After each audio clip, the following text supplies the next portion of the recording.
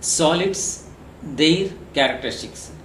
Dear student, in this video I explain the first characteristic of solids. All solid matter has mass. Okay, what is mass? Nothing but the size, the quantity of a matter. All solid matter has mass. Okay, see this image. This is the physical balance.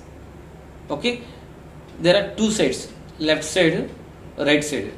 When a solid, the black color is solid, when a solid is placed on one side and the other side being empty, when a solid is placed on one side of a physical balance and the other side being empty, the balance tilts, the balance bends towards the side having the solid.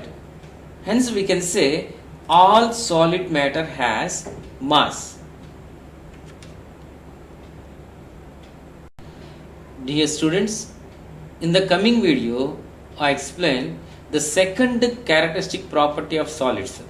All solid matter occupy space. For all the videos, please click the playlist link which is given in the description part of this video.